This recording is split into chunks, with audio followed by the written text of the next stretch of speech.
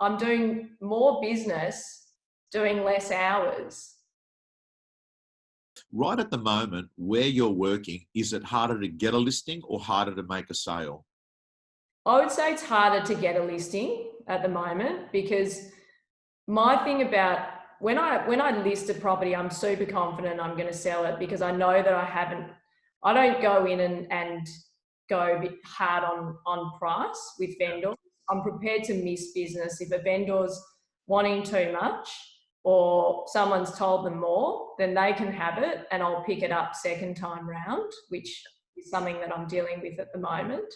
But I really go in very honestly to say, look, you need to work off this as your worst case scenario. Obviously, we'd love to get you more, but if you can wrap your head around that lower number as being your baseline, then I'm confident we can get you a deal. But we're very committed to doing our best to get you more. So my team sold 32 properties since COVID hit, including 10 off market. And it's not business as usual, because that's probably 30% down for us. But we're not leaving anything on the table at the moment. I'm curious, how did you keep things together? Like at the time of being pregnant, having the baby, all that time there, and then the first 6 months, were you still doing some real estate work?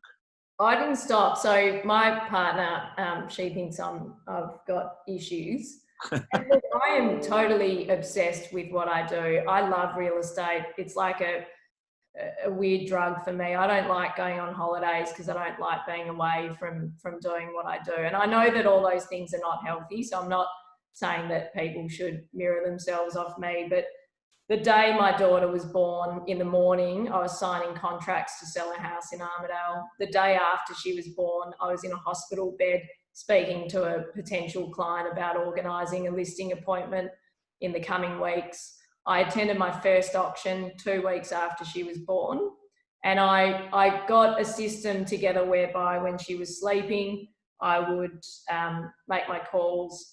At night time, I would go out and do appointments. So I actually really didn't step away from it. Would I do things differently? No, I wouldn't. Like I feel like I've got a great balance of being a mum and being a working person. But equally, it's funny, as a mum, you carry a little bit of guilt when you're a working mum. But when COVID first hit, I had a few weeks where I was doing the mum thing a bit more than I'm accustomed to. And I just realised that being a full-time mum is definitely not for me.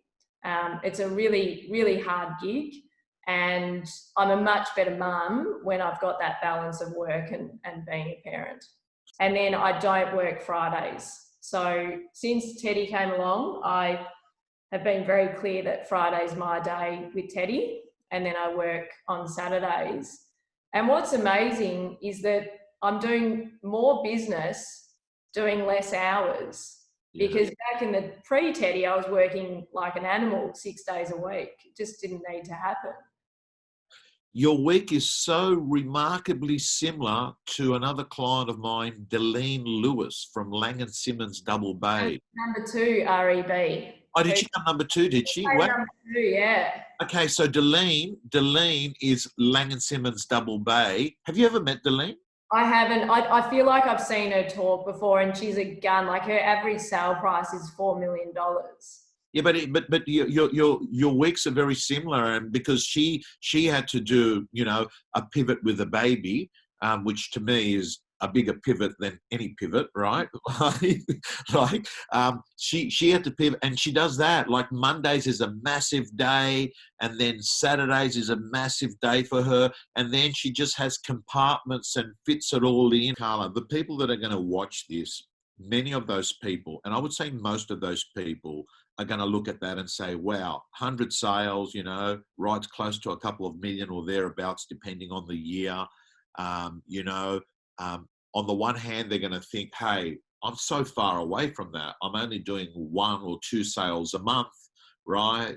And on the other hand, they're going to get inspired because they would have heard a story about someone that was a party person, that started off, in the order of hierarchy, you would say that a receptionist, it's only up from there in a real estate business, right? So that's inspiring because they've seen someone do it and they're thinking, wow, number 3 in Australia, REB.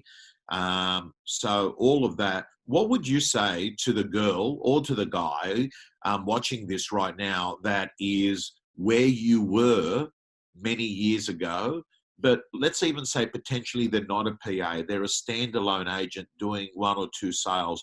What advice would you give them to sort of move forward? It's given you a test drive of Real Estate Gym. Let me tell you, if you're a subscriber and a member of the gym, you'll be getting videos from our co-coaches all the time. You'll be getting mentors, you'll be getting scripts, you'll be getting dialogues, you'll be getting templates, and most importantly, My Prospector, your personal accountability system to make more calls, get more appointments, get more listings. From around $10 per week, realestategym.com.au, your personal coach.